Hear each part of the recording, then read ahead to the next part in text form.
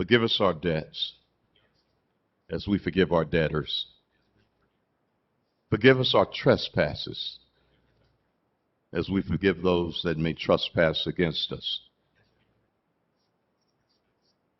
But lead us not into temptation, but deliver us from all evil.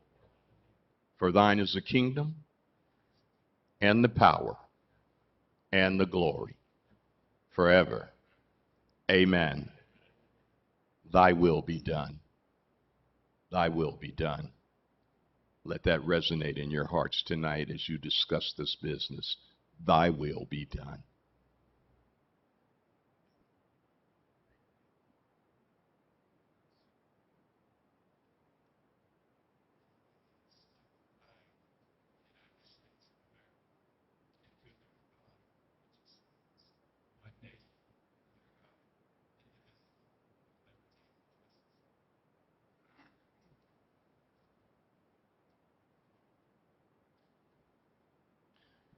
All right. Thank you very much, Pastor, and thank you, Supervisor. We'll move on to public comment, and as a reminder, the first 15 minutes of each regular session are set aside for members of the public to address the board on any matter under the jurisdiction of the board but not appearing on the agenda. The board will not take action on any items presented under public comment. Speakers are limited to 3 minutes. Anyone addressing the board is asked to print their names clearly on the speaker sheet at the podium and state their name and county of residence for the record. Are there any members of the public who wish to provide comment? Okay. Good evening, everyone. My name is Carla Stupinian, Chief of Staff for Supervisor Leticia Gonzalez. We just wanted to do as October is Domestic Violence Awareness Month, we wanted to invite everybody to our virtual live panel on Thursday, October 21st at 6 p.m. And we will be discussing on how to respond and prevent domestic violence in our communities. We will have special guests on our panel, District Attorney Sally Moreno, BHS Director Connie Moreno Peraza, Madera PD Chief Dino Lawson, and Jennifer Coronado from Victim Services. It will be through Zoom and will be also streamed on Facebook Live. So if anybody has any questions, our office is open to discuss anything. Thank you. Very good. Thank you, Carla. And I'd like to interrupt public comment right now because we have a special announcement from our council. There's no reportable action from closed session. Thank you, Chairman. All right. Thank you so much. Thanks for the reminder. And now we'll move back to public comment. Hello, everyone. Good evening. My name is Karina Orocio, and I am a resident of Madera County. I live on Deborah, and I belong to District 1. I am here to invite all of you to an event that I am organizing, and I am collaborating with Madera Coalition for Community Justice to put together a Dia de los Muertos celebration, which is a traditional Mexican celebration. It's a remembrance to our loved ones that have passed. Right now I have a number of community agencies that are going to be there present. It's Friday, October 29th from 4 to 8 p.m. Yeah, I have flyers. I'll leave some to pass around. So this event, more than a cultural event, is also a event that I hope that the community will be able to come and be able to have access to information about the resources that are available through the county, through the city. I know from first experience that there are many resources and services that are available to the community, but we're not aware. We're not informed of the services. So this is a day where I invited a lot of community agencies to come and have a booth and have their information available for those who are present. So I invite all of you to come and join us. The mayor has already informed me that he will be there. And Representative Leticia has also informed me that she will be there. So I will be very happy if I can have you guys be there. And I'm hoping that this is not the first event a cultural event that I'm organizing. I hope that this is just the first of many. So yeah, please feel free to come, and we're going to have Aztec dancers, folklorico dancers, Los Diablitos, food, maybe a mariachi, possibly a jarocho dance group, food vendors, a whole festival. So thank you very much. All right. Very good. Thank you. Appreciate the announcement. Supervisor Wheeler. Thank you. Is this on? Yeah. Oh, okay. I took this down. I just wanted to make, I think, a happy announcement. This board voted earlier this year to join YARTS, Yosemite Area Rural Transit. So yesterday was the first meeting that they accepted our membership, and they gave us YARTS masks to wear. I gave each one of the board members them, and after they voted to accept Madera County, along with Mono County, Tuolumne County, Merced County, and Mariposa County, who runs the bus system up to Yosemite, they let me make the first motion at the first thing after they voted us in. So Brett Frazier and I are the members on it, and I'm just happy. I'm happy they accepted us, and I'm really happy this board joined with us, because it's very important that we be part of that. And the second thing I wanted to announce is that Rob Poitras and Stephanie Anderson from our Water and Natural Resources put a great editorial in the Fresno Bee Sunday, and I wanted to thank him too for putting all of our board members' name out, because we've all worked so hard on this water situation in Madera County, and we're gaining compared to other counties. I think we're way ahead, and thank you, Rob. And the third thing is if you watch my Facebook, I'm pretty adamant about our forest health. I've been working on it probably 25 years, way before I was ever elected supervisor. And this Mr. Chad Hansen, who fights all, he's sued the Forest Service more than any person in the state of California, stopping forest management. And finally, about 100 scientists got together, and it actually was in the Sacramento Bee a couple of weeks ago, a story about how they're fighting him. I've had many run-ins with him at different meetings over the last 25 years, and and finally they put this big article in the Fresno Bee this week, Sunday, and I just wish I could have been part of the comments in it, because he's really cost us what's happening to our forest right now. I guarantee you, he's probably one of the biggest contributors of our unhealthy forests. So if you get on my Facebook, you see what I wrote about him. So I've had about 100 comments on it already saying thank you, Mr. Wheeler. So if you guys want to read this story, it's really good how they finally, this guy's he's a doctorate in forest management. He's got his doctorate in it, and he thinks he's God. So anyway, I think he's somebody else. So anyway, thank you, Mr. Chairman.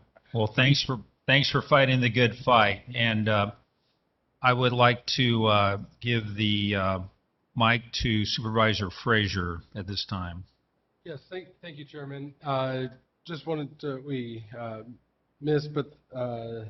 to open and close our meeting today in honor of Beverly Ann Varney. Jay, our thoughts and prayers go to you and your family during this time of loss. Very good. Thank you very much. Thank you.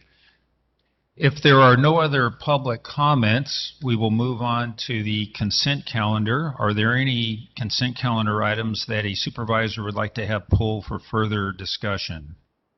I'd like to talk about D, H, and I. D, H, and I. Okay. Item C. C. Okay. What lady want? C. C? Yeah. So why don't we go in order here? So let's go ahead and pull item C. Just a comment, Mr. Chair. I wanted to thank Connie and the Behavioral Health Board for moving forward with adding a youth advocate to our Behavioral Health Board. I think it's so important to have representation on there of a youth, and I want to thank Connie and the staff and the board for pushing that forward to us. So thank you very much. Okay, very good. Thank you. And item D, Standing Stone Village. Yeah, it's a new subdivision, small one going up in North Fork. And I've talked to Deborah about it 2 or 3 times, and I'm just wondering, we're approving it today, but I was just wondering if they got the water tank problem figured out. Yes, thank you, Mr. Chairman. Supervisor Wheeler, Jamie Bax with Planning. Yes, the property owner has been in many discussions with our department, which include the fire marshal. I don't think she's here right now, but yes, there was some water tank questions, and they're working through that process. That water tank is included as part of their improvement agreement. Oh, okay. So prior to the release of any of the sales of those individual lots, they'll have to complete that process. And at that time, we can then release the covenant, and then they can sell those lots. So Great. it's a part of the improvement plan process. Beautiful. Thank you so much. It's really important for our community, that little, it's not very big, but it's going to help some housing, you know. Mm-hmm. So thank you. And then the next one is item H. I should have talked to you about this earlier. I haven't got one for a couple of months, but I got the last few that we've had, and here it is. What's our total number? It says our permanent number now is 1314, and you know, let's see, June it was 1305. July it went down to 1294. Now it's jumped way up to 1314. I just wonder, when I see this many new people coming on and motions and what have you, are we trying to hold this down at all, or are we just going to keep expanding until we're out of budget money? Yes, Supervisor Alba Gomez with Human Resources. So there's certain departments that received new positions in the budget process this year, and so we are filling some of those positions, so you'll see some of those increases happen. There is some positions that are extra help, so you'll see public health has a lot of extra help positions being filled. Those are not permanent, they're only for a certain time period. But essentially, we do also have employees that are leaving. So we're replacing those as well, and then we have the new positions that have to be filled. So when this says jump from 174 to 171, now we're down to 161 on extra help, does that mean that that's 161 more than the last month's, or is that just total what we have right now? Total what we have right now. Okay. Thank you. I just think the public needs to know what's happening with our employee system here. And then item I,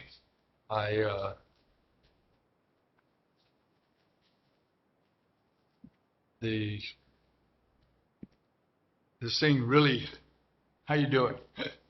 I'm well tonight. Thank you.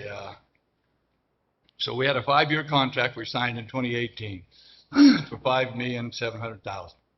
Okay, we've spent so far $5,300,000, and we have 2 years left on that contract, right? Good evening, Supervisor Wheeler, Tanya Say, Chief Information Officer, and yes, you are correct. There are 2 years left remaining on that contract. Okay, so this next one that you're asking for now is for 7 more years.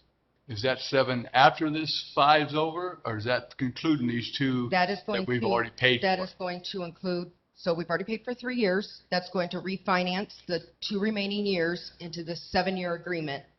So there's 7 years after this year, which will be a total of a 10-year. So they're sticking it to us as far as I'm concerned, because they already told you that they're going to raise it these last 2 years if we don't do this. Well, how can they raise it when we got a contract that says that this is $5,700,000, and yet they want more money to raise it? But to me, they're blackmailing us for this 7-year deal, and we're coming out in the short end of this stick, I think. Unless you can prove to me any difference that we're not.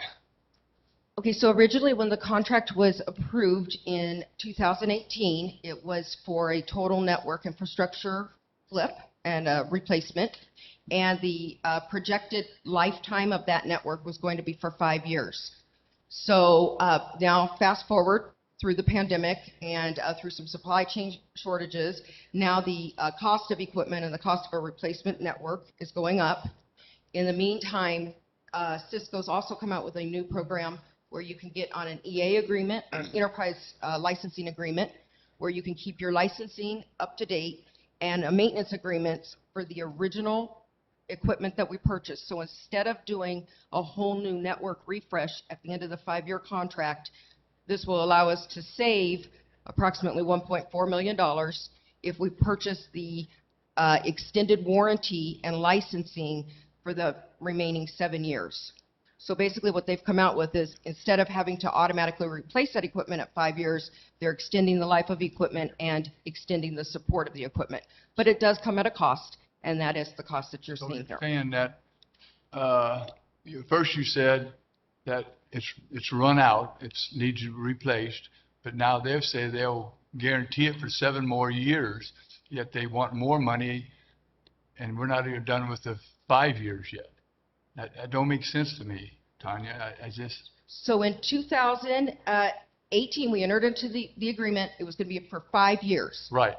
So we were looking at a network refresh in 2023, 2024.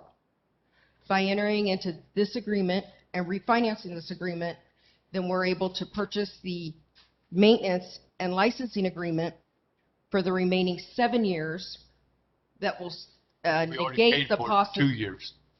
yes, and that's included in the price calculations. Is the cost that that we've already paid. We're extending that for the 7 years, or we're recommending that we extend that for the 7 years. But this will prevent us from having to replace the network in 2 years. We were planning on replacing the network in 2 years. So the network's good for 2 years, but if we purchase this agreement, we can extend the life of the network and the licensing for 7 years. So 5 years, you're saying that it won't be no good. In 2023-24, Our 5-year contract, we were always going to have to replace that. but if we sign this new contract, they can make that stuff good. Well, it purchases the licensing and maintenance agreement for the remaining 7 years. Now, for Well, full disclosure, If you look at this, if you look at the numbers, $5,700,000 for 5 years. Now they want $7 million for 7 years. So we're paying $1 million a year, but we're double paying for these last 2 years. I think part of the last 2 years are in that 7 million. I know, but we've already paid $5 million of it. So we only owe them $700,000 for 2 years. So now they want $7 million for 7 years. So to me, I don't see the savings, but maybe my numbers in my head don't work straight, but and I know we're adding a lot of stuff here to the sheriff and all that stuff. I don't know, I think like this company is just really taking advantage of us. And the way it reads the contract, the way I read what you got here in the backup, it says that, it's after 5 years it runs out. That means it's no good, I guess. But yet if we make a new contract, all of a sudden it's good again, so they can make those, whatever that equipment is, good all of a sudden. so, and I'm sorry, I lost track of what the specific question was, but on the, this agreement is when you said they've announced that they're going to have a price increase, that was Cisco that announced the price increase. So How we can got they that. increase it when we got a contract? That's what I'm asking. That's the first thing I ask at first. They're not increasing our contract. We could do nothing. Our county could choose to do nothing, ride this out for the remaining 2 years of 2 the years. agreement, and then at that point decide we're either going to replace the network at that point, or we would have to add on the maintenance and the licensing to extend the life of that for those additional 5 years. The problem with doing that, and why I'm worried about doing that, is because the cost is going up continuously. So if it keeps going up, we're going to have trouble paying for that at that time, at the end of at 2023-24, when it's time to refresh that. But this is actually an amendment to the agreement, so we're extending it for the additional 7 years. So the cost that we're adding is basically the licensing and maintenance for the additional 5 years, And we're adding the redundancy project, and that's for internet redundancy and data center redundancy. And we're adding the sheriff's office virtualization project. Seen that. And so, It just seems to me that they're taking advantage of us and getting, another extra $1 million a year for that, fourth and fifth year that our original contract had. Because somewhere I read in this, I'm not going to try to go over it right now, but it said that, they're going to increase the cost of like $700,000 or something. I remember from reading it last night, over what we already agreed for a contract for $5.7 million. that's if we choose, if, like I said, we don't have to do anything. We can ride the contract out, And no, it wouldn't cost us no more money? but it's gonna cost us more money in 2 years when we have to go to renew it.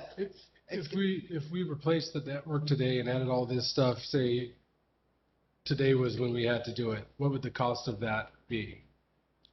So we've already calculated that since the time we put it in 2018, it's gone up 7%. And Cisco just announced that they have a 7% increase expected at the beginning of this next quarter. So Yeah, they based can't on- charge us so that now, right? They can't charge us now. I'm trying to do, Just asking what it would be right now if we replaced it right now and then try and extrapolate how much it'll be in 2 years. so Supervisor Frazier, that would be, I put that calculation here, that's the estimated cost of replacement project in fiscal year 23-24. So the original project cost was $3,951. The 7% increase that's already happened would be an additional $350.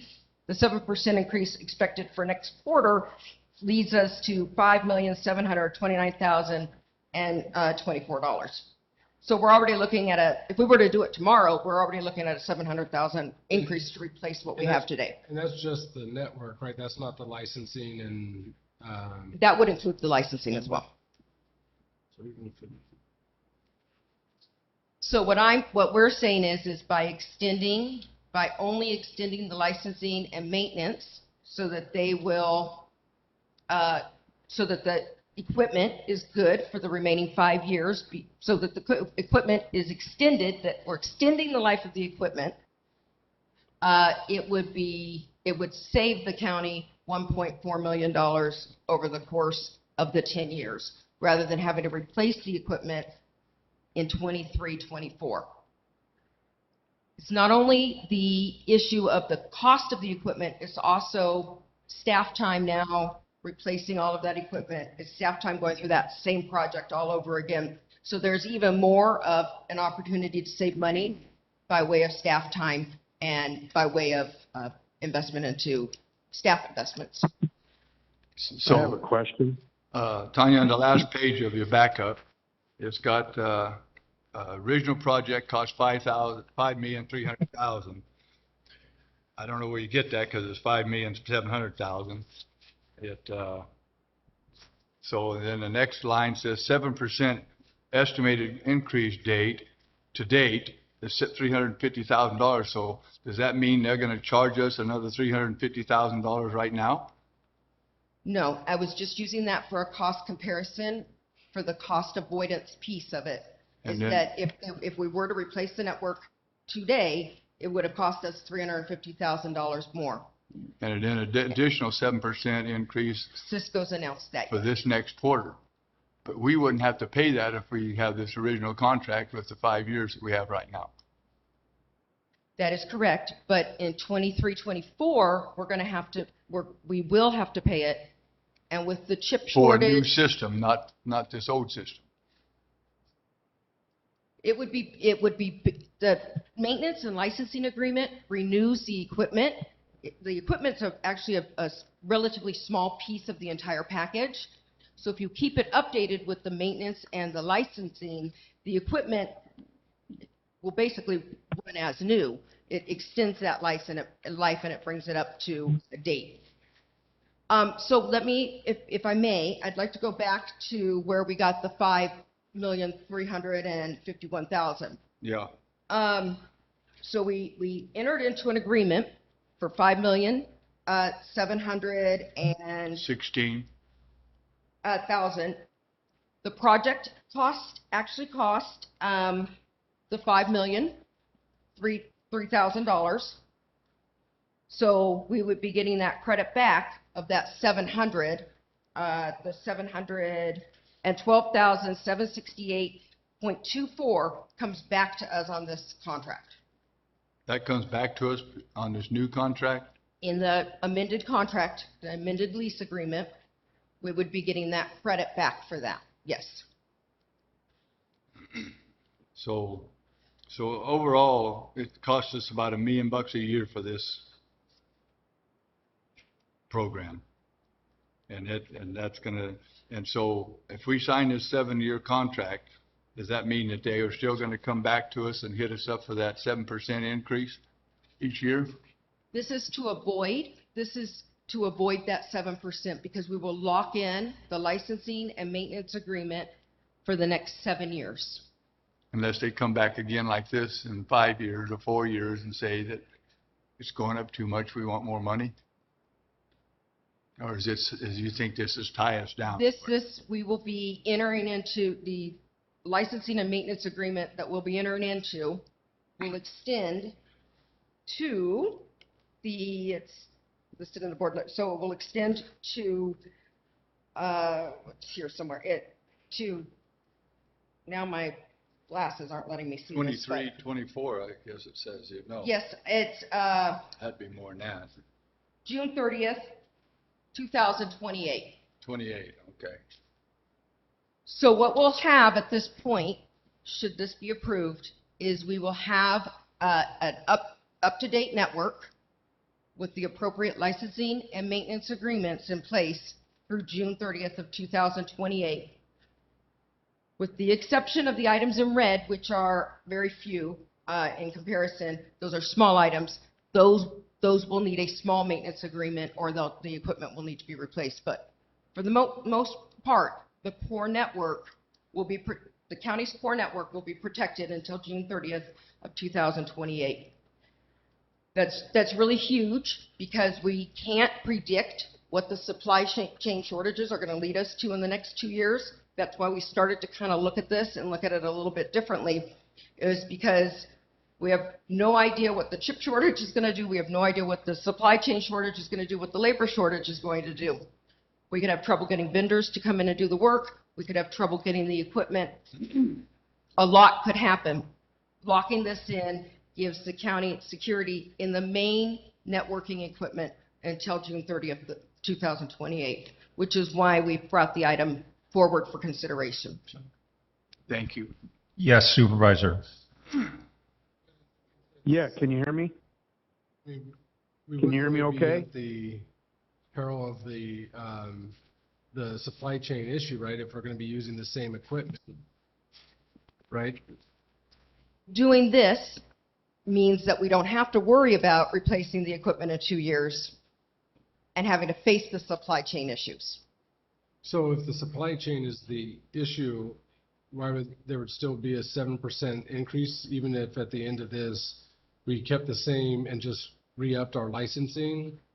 Are they going to tell us at that point where we can't do the licensing? No, if we kept it as it is for the remaining of this 5-year contract, then at this end of the 2 years, we're going to have to up the licensing and lock in the licensing at that time.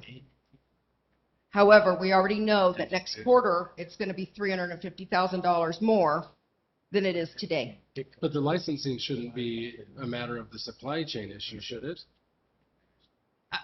I'm not sure why they are upping their licensing. I couldn't answer that question for you, Supervisor Frazier. However, the price increases will impact us, and we already know that November 1st, they go up. It's going to go up 7%, which is a $350,000 increase. I don't know what Cisco is expected to do over the next 2 years. I mean, we're going to end up 7 years without new equipment, and then just saying it's okay. I guess I never really even thought about that it looks like we're, and just using kind of 7% over each year for the next 2 years, it gets right to about the $7.1 million even in 2 years. So walk me through where the savings comes from. Because and that's including the 7% this year, next quarter, as well as next year and the year after that. When I just did quick math on the dais, which I know I'm not supposed to do. Okay, so I'm sorry, I've lost track of the question.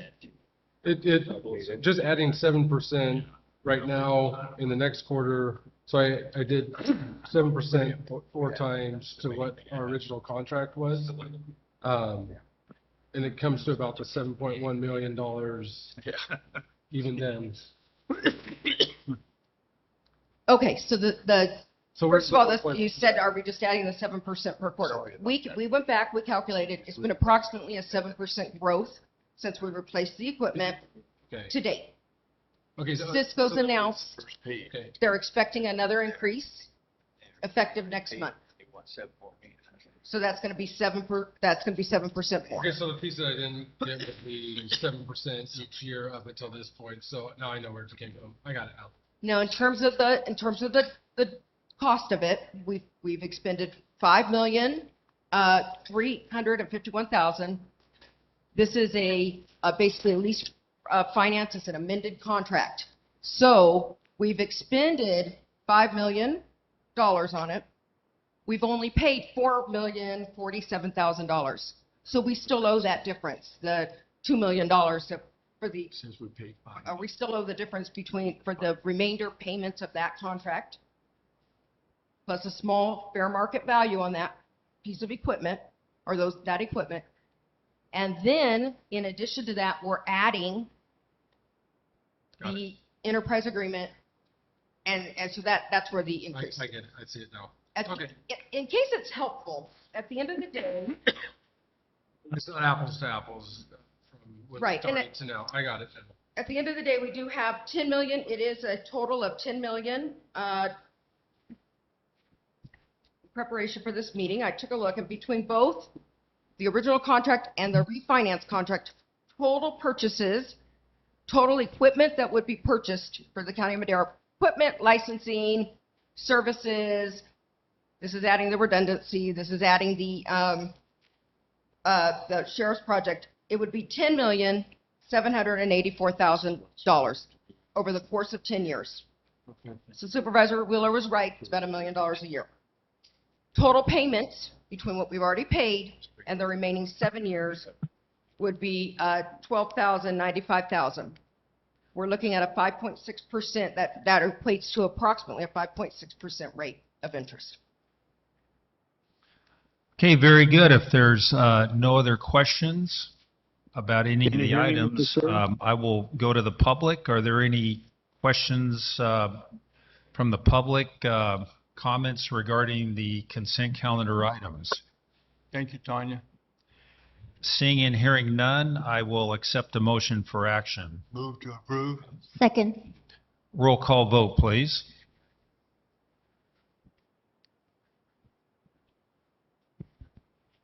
Supervisor Wheeler, Yes. Supervisor Gonzalez, Yes. Supervisor Frazier, Yes. Supervisor Rogers, Yes. He's not. Absent. Might be on Zoom. can you hear him? He's not here. You can't hear him? Absent. Chairman Poitras. Yes. Vote passes 4-0. Okay. And before we go to our next item, there's just a couple of housekeeping items I'd like to do. First of all, we do have one of our supervisors missing, and it's kind of hard to discern if he's with us or not. So what we're going to do is, on Zoom. So let's go ahead and do a roll call for those present. Supervisor Frazier, Here. Supervisor Gonzalez, Here. Supervisor Rogers, Here. Supervisor Wheeler, Here. Chairman Poitras. Yes.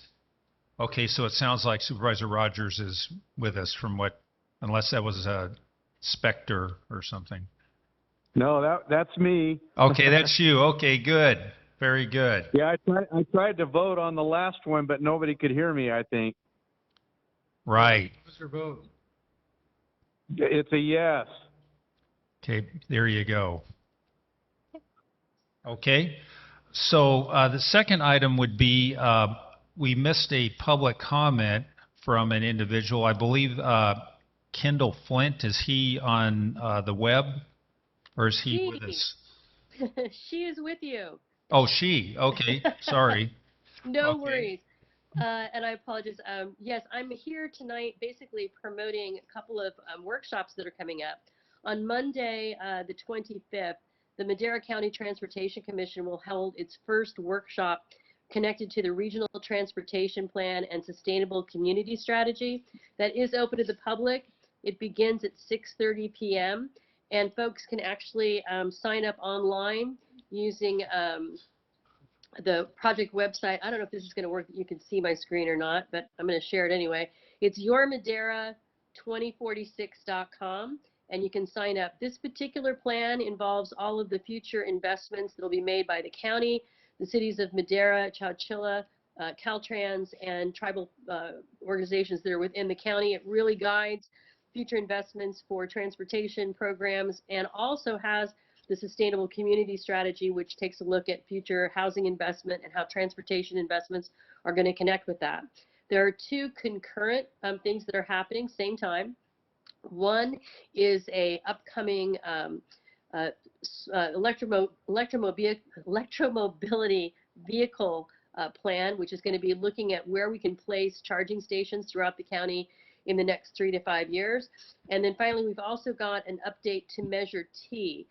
There's going to be a steering committee meeting on that subject on Thursday of this week, the 21st at 2 p.m.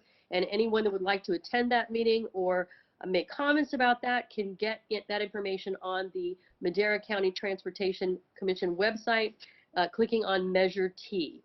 And also I might point out that on the website, if anybody wants to sign up for e-news, get more information, or if you have a group or concern or question about this process, all of my contact information is on there as well.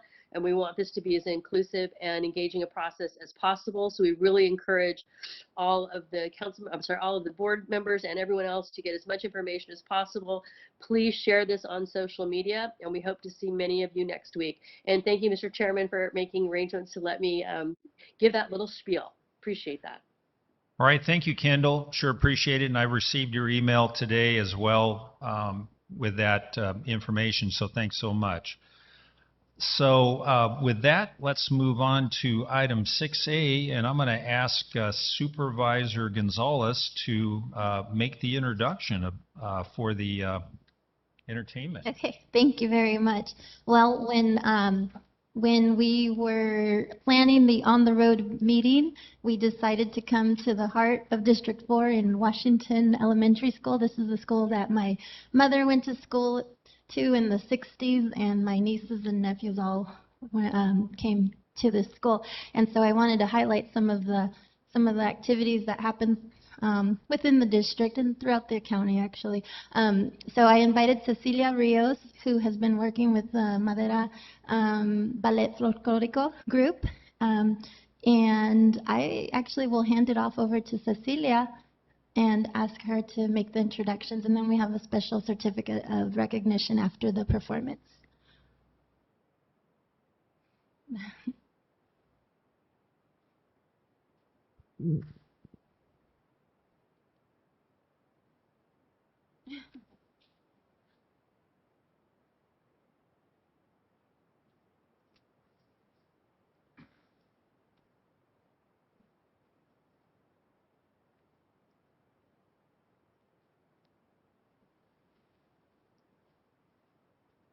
Good afternoon to all. I would like to thank you for inviting us tonight. And I brought the Ballet Folklorico de Madera, and I would like to present them. I would like to introduce Ingrid, Alexis, Caris, Annabelle, Camila, and Jeremy. They will be bringing dances from the state of Jalisco. We're going to start with La Madrugada, and we'll go into La Negra, and Jeremy and Camila will present El Jarabe Tapatío, very famous for the Mexican head dance. The Ballet Folclórico de Madera was formed in 1982. The purpose of the group is to encourage and appreciate the Mexican culture and open ourselves to a broader cultural experience. Our mission is to be a resource for our community and to provide a forum for cultural exchange with the audience. We will now present La Madrugada.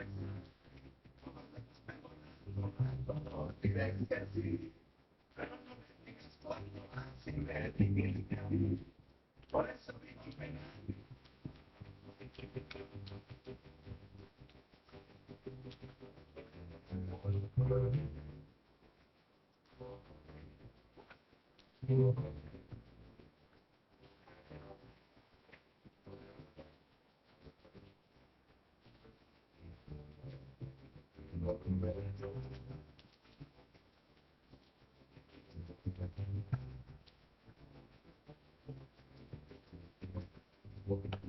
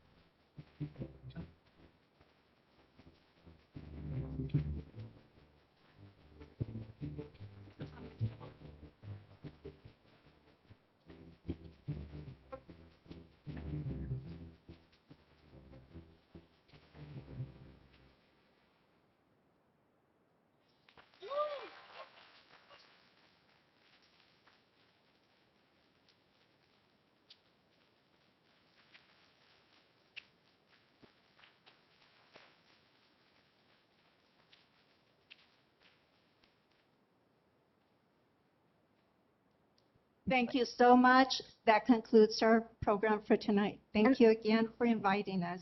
Thank you. Cecilia, thank you so much. We do have a certificate of recognition, and I want to personally thank you for working with our youth. You've done this out of the goodness of your heart. You've put in a lot of volunteer hours. You've taught some of these students out of your own garage, and I just want to acknowledge you for doing all the work that you do with our youth.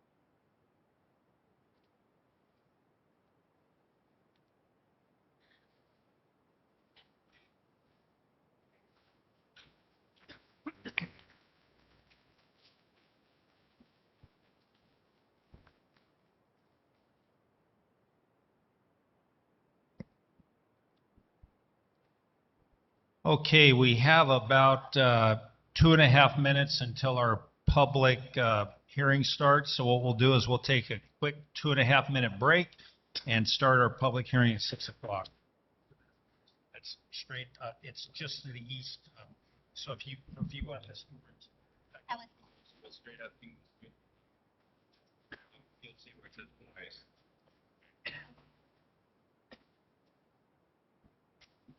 It's a little high.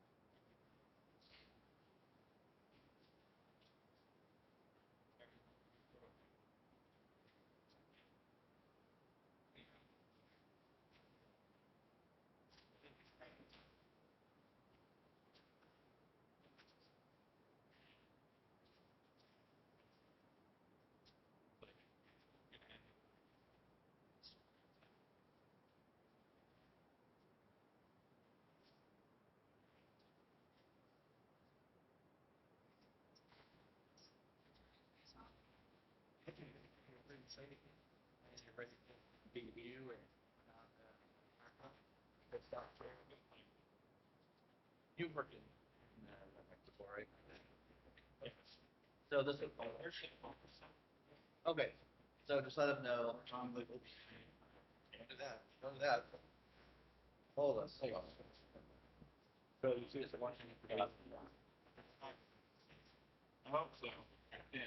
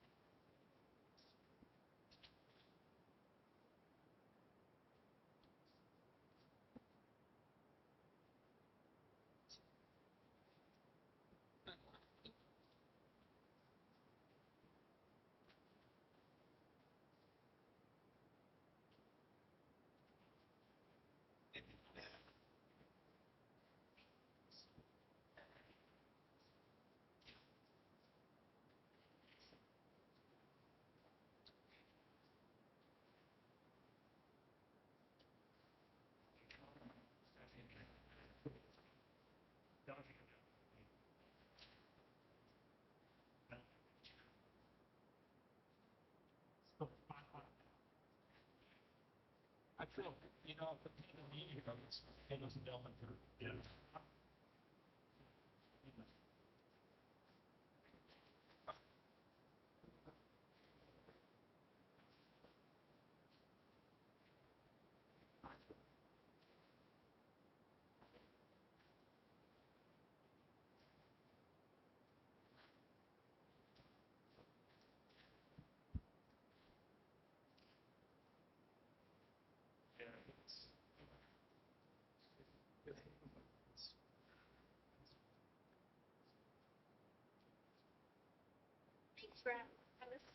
That was a treat for all of us, I think. Yeah, that was very nice. Absolutely. Good performance. And, it brought a lot of color.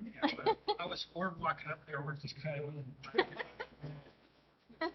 that, so that was nice. Yeah, for sure.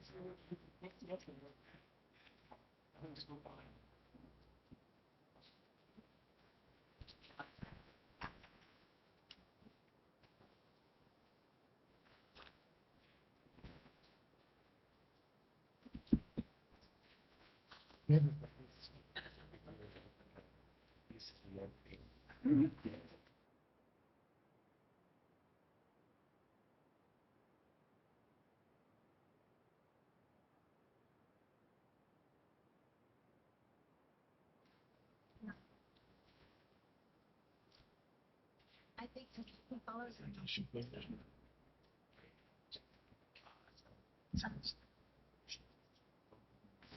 process. He's on. Oh, see. Okay.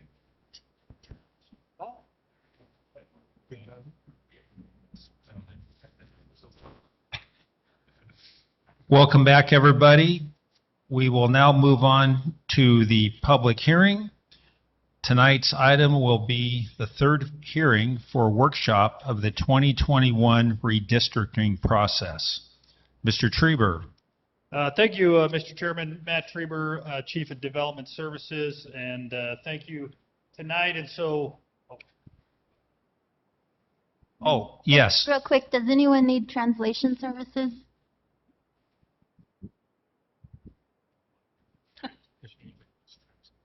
Want to make the announcement. Carla's available. Okay. Excellent. Thank you. Thank you. Appreciate the opportunity. And as already stated, this is it's actually our fourth meeting before the Board of Supervisors on the redistricting, the 2020 redistricting, our 2020 census data and 21 redistricting efforts. This is our third public hearing out of a mandated or required total of 4. So tonight will be the first time that we have presented any draft maps for the public comment portion and also for the board's consideration. So I did want to highlight, right, we've done some extensive outreach in the past, and obviously all of these public hearings have been published in Fresno Bee, Madera Tribune, and our papers in Eastern Madera County as well. So wanted to highlight that, and also I'd be a little remiss if I didn't point out that, you know, we're not alone, but all of us are certainly under the gun at no fault of anybody in this room with the census data being delayed as long as it has been delayed.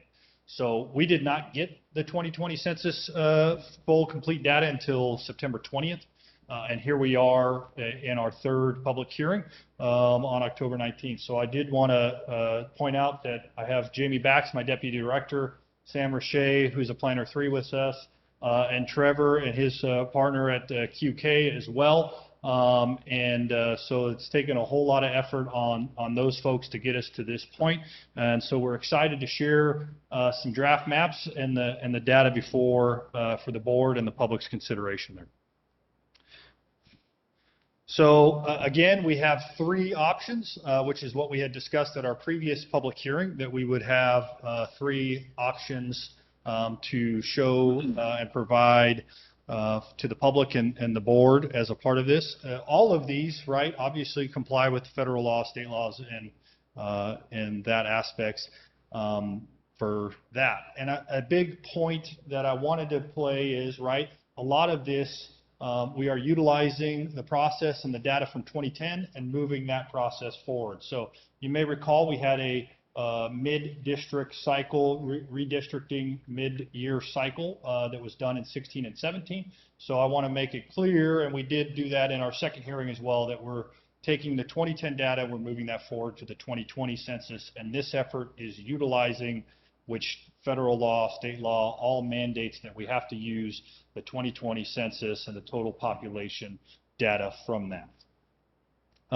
And another key aspect that we've done that has taken a lot of work from Jamie and Sam and our QK folks is we did identify those census blocks that were split by current supervisor district boundaries. And we've corrected those, so we have no split census blocks in our options that are before the board and the public as well. And this slide here goes over those instances, and you can tell most of those blocks that were split had minimal population count, except for one, that we had 301 individuals within that block that was split between really 3 districts, 1, 2, and 3.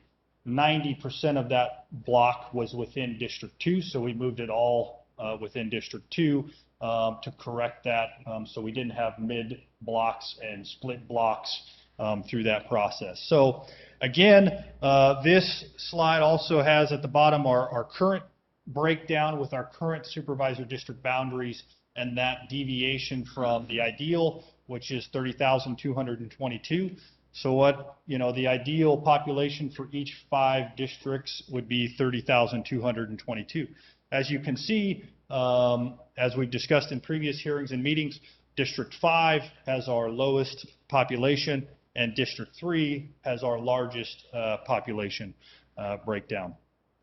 So here is our first proposed option for consideration and redistricting.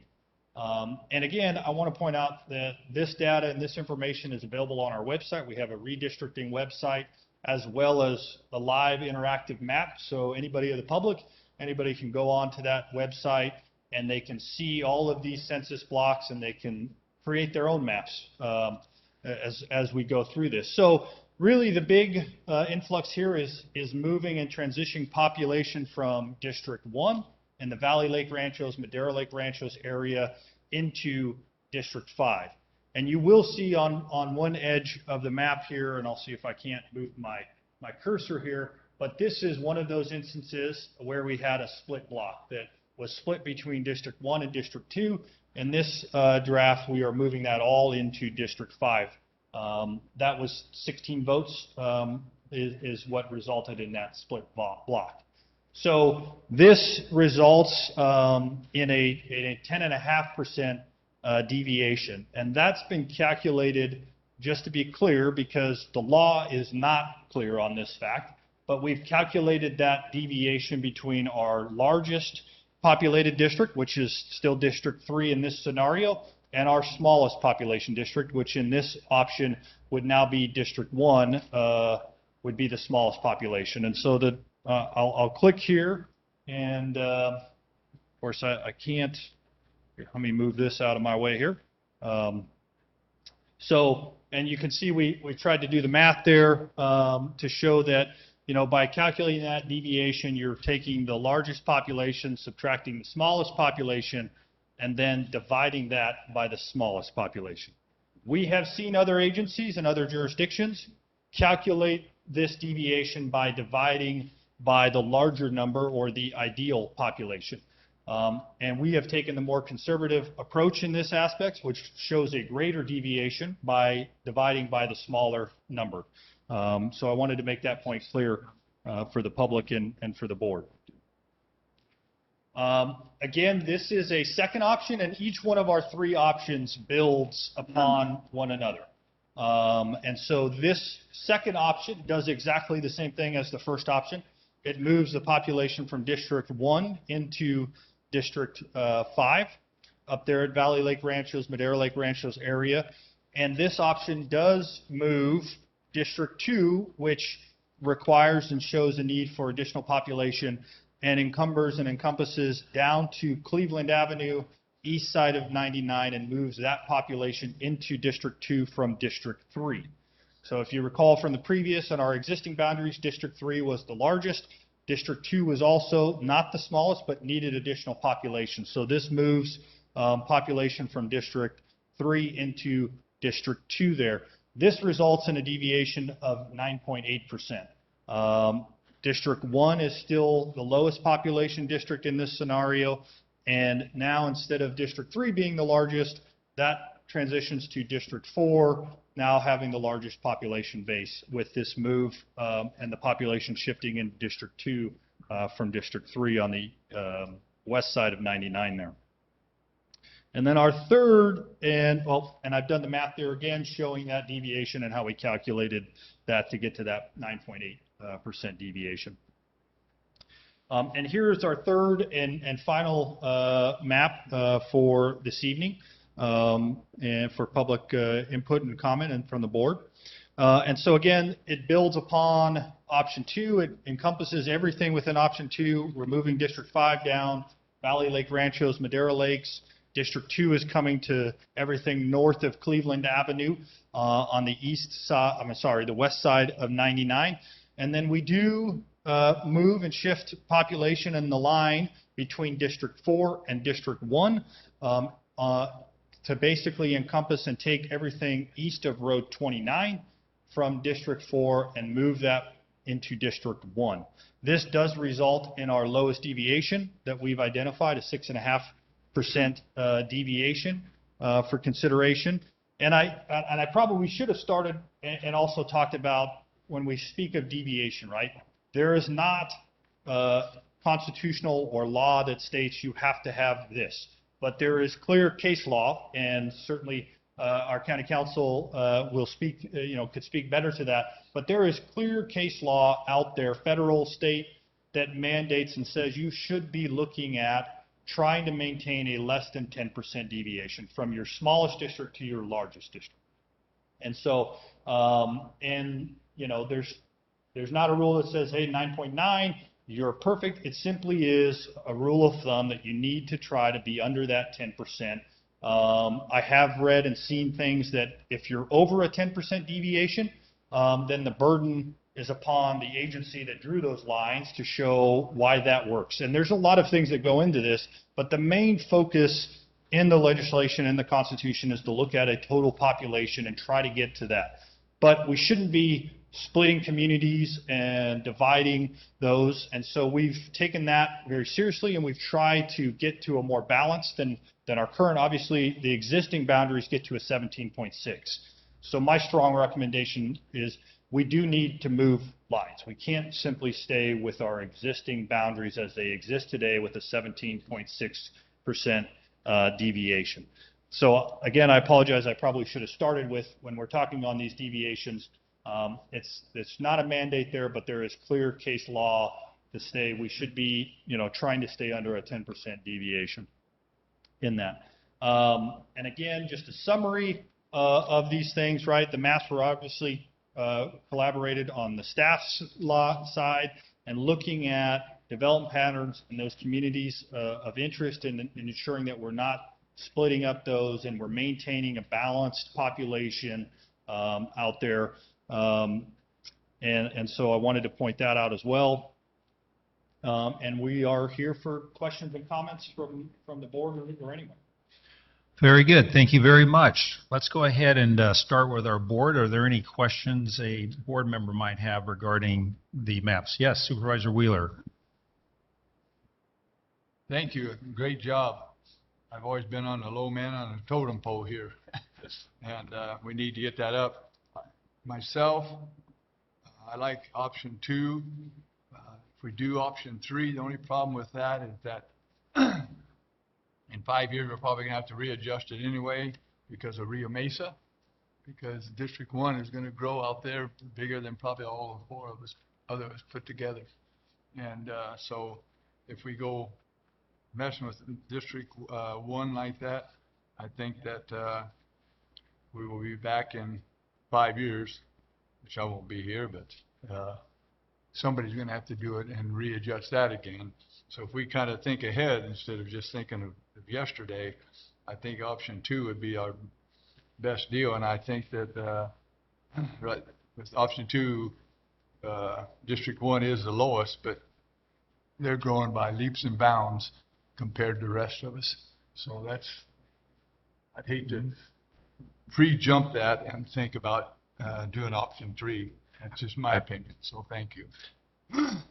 I think Mr. Trieber has a response to that. Thank you, Mr. Chairman. I would just state that you bring up an excellent point, and your board, questioned staff at the last hearing about the growth that we've seen on the 41 corridor, and certainly we, I think, can all agree, and I think it's clear that the 2020 census, right, was lagging behind on where that growth was and did not capture that population. But, I mean, my recommendation for the board is, and we are, as staff, right, Jamie and Sam and I are going to be constantly reviewing and tracking, right? We did do a mid-cycle redistricting effort, and we are going to keep track of this growth that we're seeing on the 41 corridor and be before the board if that's so warranted and mandated as we move over this next decade in that. But kind of to that point, and I know part of that question that I had done was to find out what was the methodology used in obtaining the new population in that area. When was that final count? Kind of, where were we at on, new recordings at that point? Because again, to the eye test, to the sniff test, adding 12 to 16 individuals in Tesoro Viejo, like from 2010 to 2020, just doesn't seem to make sense, as well as 400 in the Riverstone area. So still want to get, someone from the Census Bureau to say what was the methodology in attaining that count, and how are they satisfied with that, and what kind of outreach was done in those areas of significant growth. I mean, just looking at, again, the number of recordings and closings and permits pulled during that time, it's very easy to see. I mean, did they just close out the 2020 census in January 1st, 2020? And even then, I think they would be short numbers. So I'm still very interested in seeing, or having someone from the Census Bureau explain how they arrived at that number, and how they could be so off. Yeah, and we will. Yeah, that's not a question for you. If someone from the, if you can get me the contact info of someone at the Census Bureau, I'd really appreciate it.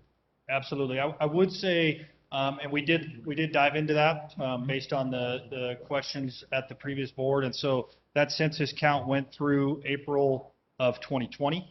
And yes, you are correct. In our data and analysis of building permits issued and or occupied, they did not. I think the most glaring is in the Tesoro Viejo community. In the Riverstone, you had about 600, and we'll get the exact numbers, but you did have a number that are in varying stages, right? Because at any one time you have, once we've issued a permit, it hits us and we look at it and we track it from there.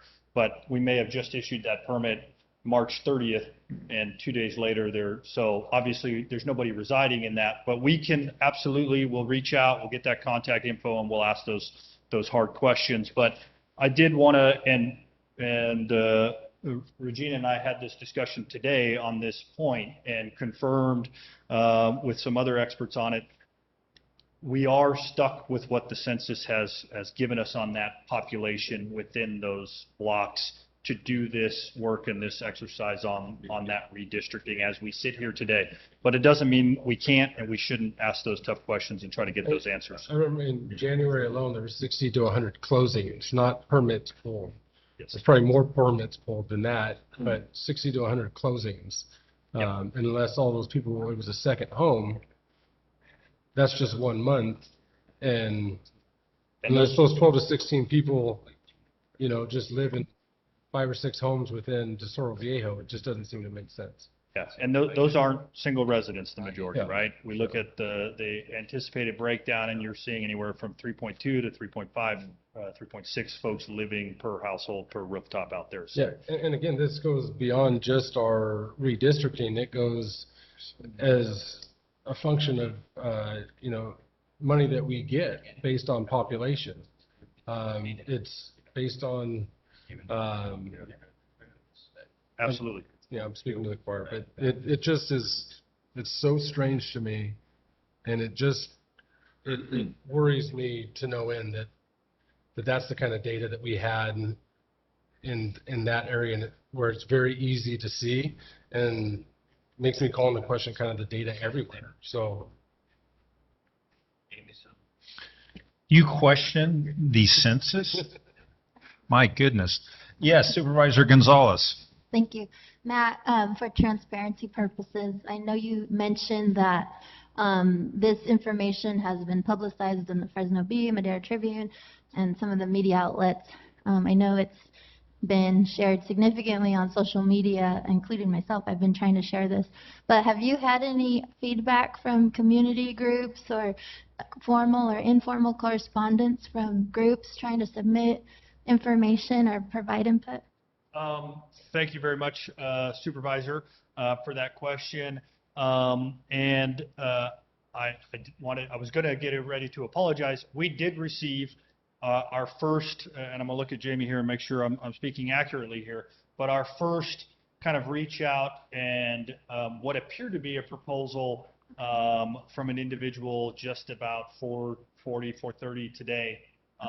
It did not include a map, but it certainly in the dialogue and on the email to us had some tables with some population breakdown and appeared that they had a map there. So we will absolutely reach out to that individual tomorrow morning and inquire if it wouldn't be the first time. I certainly have done that when I've meant to attach something to an email and hit send before I got it attached. But there were some tables attached to that. There was no map consideration or draft map submitted with that inquiry today, but that did come in from Jesus Garcia, I believe was the individual that submitted that to us about 4:40 this afternoon. Okay. And then the information can be submitted through email and on the website? Sure. Yep. Okay. Absolutely. Thank you very much. And we've done a lot of social media, right? I know I don't, you can look for me on Facebook, but you won't find me out there. But I do understand that that is a massive tool that's out there. So we have been working with our PIT team and getting that word out on our Facebook and different posts as well and media. Thank you. Okay, very good. Are there any other questions from my colleagues? If not, Yes, Mr. Chair. Can you hear me? yes. Yeah, Matt, I had a call today concerning communities of interest and a concern that District 2, that the additional population being added is kind of out of that sphere of community of interest as far as like agricultural interests. And so I just wanted to voice that concern, and I'm sure you're going to get a letter and a map in that regard. Okay. No, I appreciate that, Supervisor, and we'll be looking out for that and understand the concern there. Yes, and I also would like to voice my concern about District 1, the population count there. I believe they've already surpassed the mark of District 3. That's just now that's not based on anything but observation. No concrete numbers, no science. But it just concerns me. I'm concerned, like Brett is, that something's amiss there. Okay. All right. Well, thank you. So now we'll move on to public comment. This is time for those members of the public to submit their questions or comments regarding the redistricting process. And just as we have in public comment at the beginning of the meeting, the speakers will be limited to 3 minutes. And I think we have a giant clock over there that helps people with their time. So I would like to have you come on up. If you have a public comment, give your name and go ahead and address if you like, and go ahead and comment.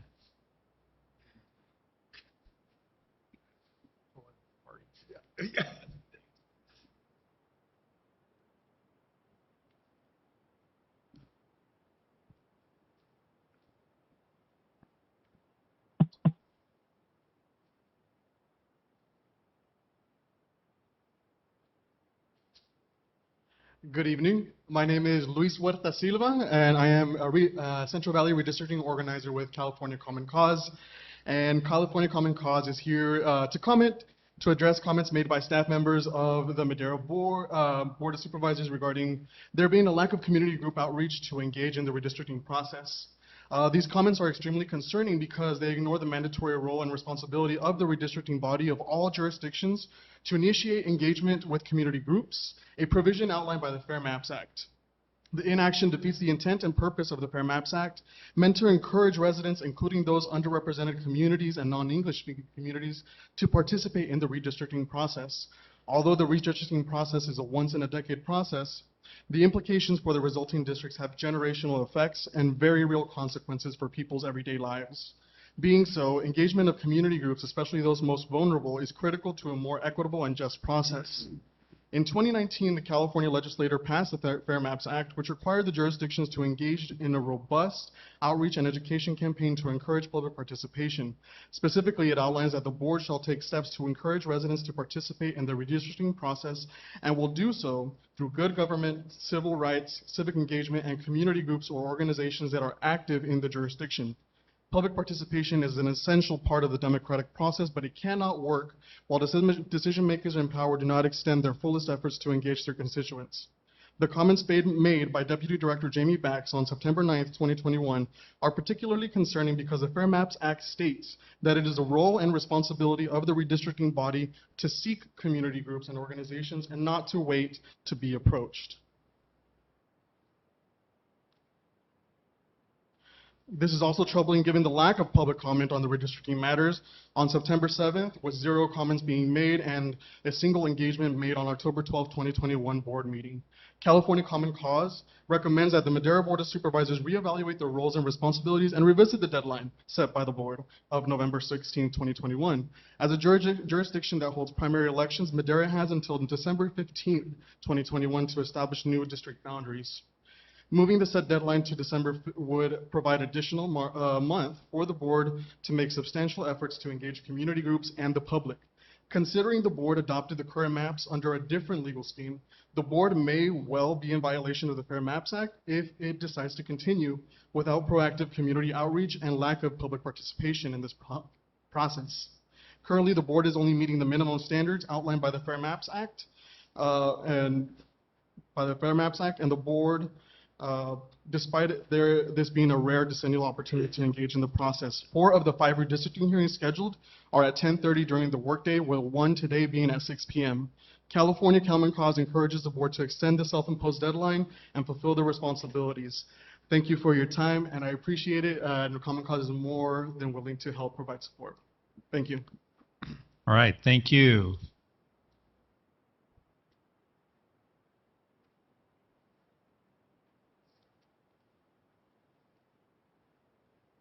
Good evening. Excuse me. Good evening. Christina Beckstead, Executive Director, Madera County Farm Bureau. I wanted to thank the staff for the information that has been disseminated, and it's my understanding that December 15th is the cutoff date for this. I would personally suggest, after talking to several farmers that had no idea that this was going on, that it would be helpful to potentially provide like an overview, at least at another public workshop, or maybe another 2 public workshops if possible, because we come into these, we get bits and pieces, and I know this is at no fault of the staff's, but here we are, and this is the 3rd public meeting of the required 4 public meetings, and we're just getting the maps. So allowing for enough opportunity to kind of delve into this and take a look and see if there are any concerns, I think is an important thing to consider. But if you walked into this room today and you just looked at maps, you'd have no idea what's happened the last 2 meetings that have occurred, unless you've gone through, found the item on the agenda, found the video, right, the place in the like 2 hours of video, and actually watched it. And so I think some sort of an overview or a little more opportunity for public engagement, I think, would be key for this type of thing. Thank you. All right, thank you. Any other comments from members of the public? Yes.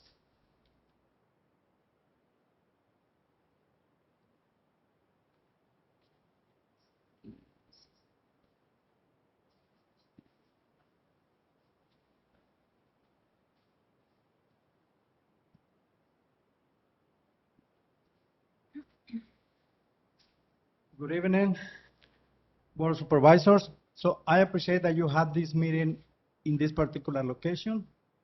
One of the things that I would like to see is that from the people who are attending, I would like to see if some of these people are from this location, from this particular district, because public engagement is not just selecting a particular location.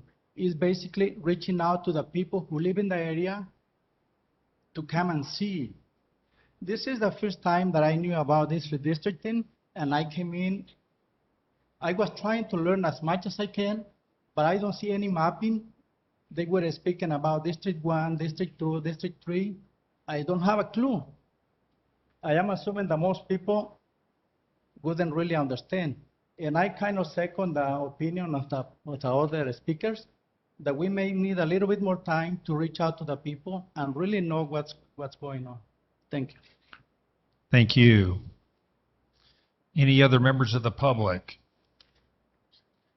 Seeing and hearing none, we will close the public hearing. Actually, I'll leave it open to see if there's anybody on the web that has any comments. I don't hear anybody, so we'll go ahead and close the public hearing. Mr. Trieber, any closing remarks? Yeah, I would like to just address a couple comments that were received. I certainly would not characterize that we are simply doing the minimal requirements of the law in this, right? Again, I said this is our fourth meeting on this, and to one point, right, I don't disagree on the fact that this is the first time, obviously this is the first time that the maps have become public and drafts and available, but that is because the law mandates that we can't draw these maps and proposed boundaries until this action and this hearing, the third public hearing that we've held. So we were tied to the law, and that this is the first time that these maps were available, and the law stipulates to that effect that we could not have these maps drawn before we've had two public hearings on this item. And you recall we had a second public hearing this month on this. So we absolutely will continue to do that outreach, right? Again, we put, our website's been out there for a long, long time. We've been trying to do that outreach. We have been doing that outreach, and we'll continue to do that outreach. And we are absolutely happy to sit down with any individuals or entities that so request. And we have running meetings with a number of different communities and organizations and entities that we have ongoing throughout our operations. And these maps are available online now? Yep, absolutely. So anyone can get them also from the board clerk at the county can print them out. I didn't have this until the packet came out either. And then I understand that there needs to be a meeting on the weekend as well, or there, an outreach event has to be in the weekend too, outside of those normal work hours. That is not a requirement. So the requirement is that you have at least one public hearing, one of your 4 public hearings on the weekend or 6 p.m. or later. So we are here tonight. The public hearing's at 6 p.m. To meet that statutory. Again, if it's, we can certainly, and if it's the direction from the board, we can certainly hold workshops and meetings at our office and conduct additional outreach. I'm happy to do that. And for that. So I just don't want to leave the public or your board with the thought that we are simply just doing the absolute minimum, which we are not. Thank you. Okay, the public hearing is closed, but I'll give you a few. Go ahead, come to the microphone. We have to get this on the record. Hi, I was wondering about how many communities of interest comments have you received? Because especially like what the board member mentioned, these kinds of testimonies are important to gather accurate representation of the district. So I'm curious how many comments you've received. And what we'll do is we'll have staff get back to you since the public hearing is closed, and I think you'd have a better dialogue rather than one-on-one. Mr. Chairman? Yes, sir. Can we Can we have staff leave these maps up after the meeting because from the back of the room, we really couldn't see the projection. So that way, folks want to come up, shoot a photo, or take a look at it, they'll have access to it. Absolutely, and we can certainly provide our information and get it out via email to anybody that's interested. Okay, very good. So we'll make sure that Matt and Jamie and the whole team, they're absolutely available at any time for any other discussions. It's just not at this time, so it's completely open. Before we move on to our next item, which is item 6B, I'd like to recognize a Madera City Councilman. Steve Montez is out there, in the audience, so I'd like to say hi to him and recognize him. And although he didn't mention his name, Ramon Lopez is with the Planning Commission, Madera City Planning Commission, and so he was here making a comment as well. So I'd like to say hi to him and recognize him. So thank you for being here.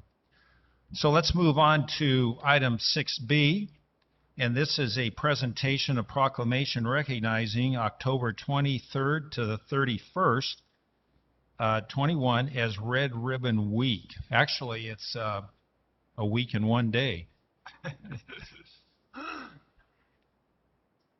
Now, I don't know if I'm going to beat the redistricting, but good evening. Connie Moreno-Paraz, I'm the Director of Behavioral Health Services. Chairman Poitras, members of the board. I'm very, very thankful that you are putting this item on the agenda. We're putting the Red Ribbon Week. Just so you know, I have Sylvia Romero here and Maria Torres, and they're really hungry, but they're sticking out here with me. So thank you. We are so passionate about this. Drugs and alcohol are continuing to take our youth away. We're losing lives. We're fighting the opioid crisis, alcoholism, marijuana, you name it. So this red ribbon, there's a lot of ribbons, but please wear your ribbon. This has been around for many, many years. There you go. Thank you. You have a beautiful package that we prepared from your staff. But it's back since 1985. Enrique Kike Camarena was murdered brutally, involved with the cartel, the DEA agent. So since then, and also to celebrate many, many of the people who continue to fight the war against drugs and alcohol. So I want to thank you for this. We want to ask if you can please commit to wearing this red ribbon. Our staff do a wonderful job. There's activities planned to do a lot of education and awareness. Please watch the signs and behavioral changes in your friends, your children, adults. If there's something going on, please call us at our centralized access line, 559-673-3508. Call for a consultation. We will do a screening. We will help you either get services through our department. We'll be glad to serve you or connect you in the community. Just want to highlight a couple of activities from Sylvia. Thank you. Sylvia Romero with Madera County Behavioral Health. Chairman, members of the board, members of the community, I'd like to highlight and invite you to visit our Madera County Behavioral Health website, including our Facebook and our Twitter account for information on upcoming educational events, workshops for parents and community members. All of the workshops are online, Zoom. There's a range of different topics from mental health and substance abuse, as well as different languages, English, Spanish, bilingual. And then we will also have some educational information throughout the week on our website and on our social media accounts. Thank you. Thank you very much for having this on the agenda. Very good. Thank you. Are there any comments from our colleagues on the board? If there's no comments from the public, this item does say that presentation of a proclamation recognizing Red Ribbon Week. And we have a proclamation. So let's go ahead and come on back up. I was starting to panic there for a second because I didn't have one. So.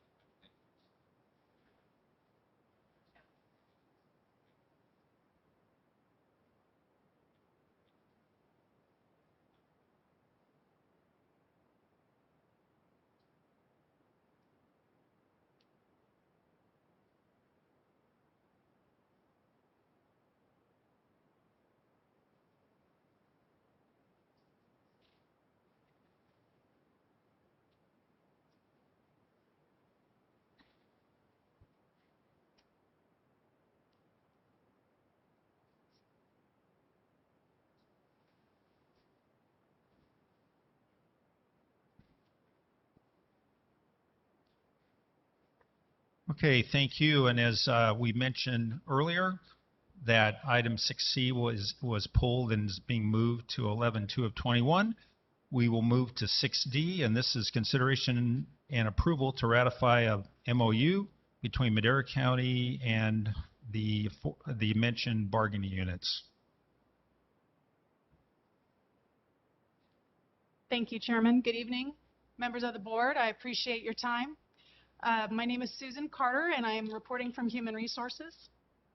So as you are aware, the county began our negotiations back in about April 2021, and we actually started negotiating with all 13 bargaining units.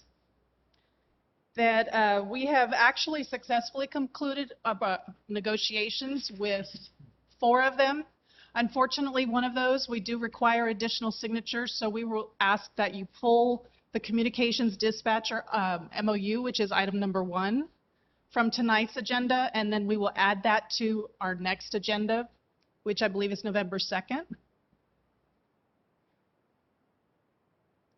So in the negotiations with all of the units, we have actually successfully completed. We have a 3-year contract, which goes from July 1, 2021 through June 30th, 2024.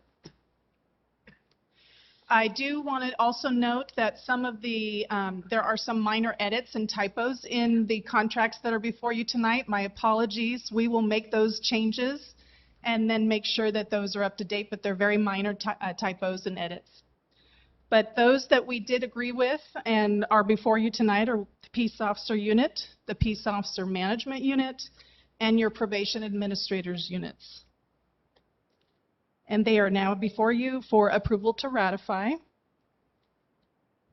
So I would also like to thank again your board, of course, the labor groups, our county negotiations team, which is made up of your Director of Human Resources, Director of Social Services, your Deputy CAO over Finance, and our Undersheriff. They've been very helpful in this negotiation process. And I also want to thank County Council for their assistance and support during the process. We do have one other MOU which we anticipate bringing to your attention in November. And so that would mean 2 MOUs November 2nd, hopefully, to your board. And I'm here to answer any questions that you might have. Very good. Are there any questions that any member of the board might have? First, negotiating, you did a very good job. Thank you. Wasn't an easy time to take it over, but just wanted to publicly thank you and the team as well. With that, I'll make a motion removing item 1 to bring back on November 2nd. Second. Second that, and I will gladly say just thank you. Okay, are there any members of the public that have any comments regarding this item? Hearing and seeing none, roll call vote, please. Supervisor Frazier? Yes. Supervisor Wheeler? Yes. Supervisor Gonzalez? Yes. Chairman Poitras? Yes. Supervisor Rogers? Yes. Vote passes 5-0. Okay, very good. Thank Thank you. you. Appreciate it.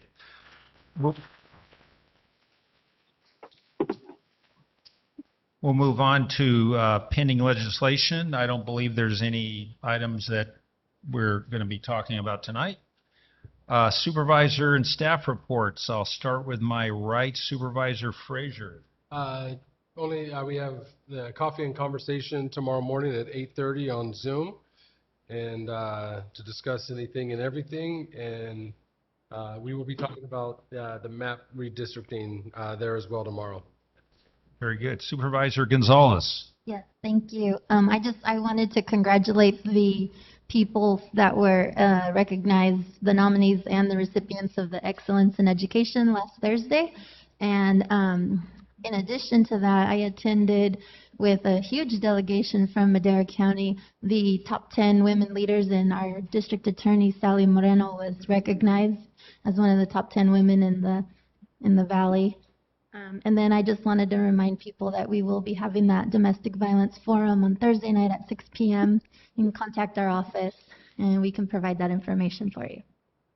Thank you. Very good. Thank you. Supervisor Wheeler. Thank you again. I just wanted to thank the board and the other counties for us joining YARTS and had that meeting yesterday, and then last Thursday we had a town hall and Bobby put it together, my chief of staff, and we had a great turnout and some great presenters, and I wanted to thank everybody who was there, sheriff and everybody else that presented that night. Thank you. Okay. Thank you. We also, I wanted to mention, we received word that Caltrans or CalSTA, through a couple of different funding sources, has on a preliminary basis approved $77 million for the 6-laning of SR 99 from Avenue 12 to Avenue 7. There are some conditions, believe it or not, but I believe that they are things that we can work through. So it's again, it's almost kind of surreal. It's like, is this real? Because it was only 2 years ago that temporarily, at least, the Highway 99 expansion or safety project was actually pulled from funding or consideration. And during that period of time, there was since then, there's been a concerted effort by the local Caltrans districts, local counties, the COGS, lobbyists or whatever to just a little bit, but to bring that funding back. And actually, this is, I believe it's a game changer. So it's for the goods movement and safety of our citizens. So we're very happy about that. Mr. Varney, anything to comment? Oh, yes. Almost out of sight, out of mind. Mr. Rogers, any comments? Yes, thank you, Mr. Chair. I agree with you on the 99 expansion. I think that's fantastic. We're also a recipient of $25 million in FLAP funds for Avenue 26 from the city limits of Chowchilla to Eastman Lake. And that's going to be put out to bid in January, and it begin construction in April of 2022. All right. Well, thank you. Great news. Mr. Barney, any comments? Yes, it is. I just wanted to thank staff, the department heads, and the board for the support during the passing of my mother. And then just wanted to remind everybody that Thursday is Domestic Violence Awareness Purple Shirt Day. So if you own purple, wear your purple on Thursday. Thank you. Very good. Thank you. Council. No report, Chairman. Report. Thank you. All right. Thank you. And clerk of the board. Nothing to report, thanks. Thank you very much. And I thank everybody for being here this evening for our on the road meeting here at beautiful Washington School. Everybody have a great evening. Thank you.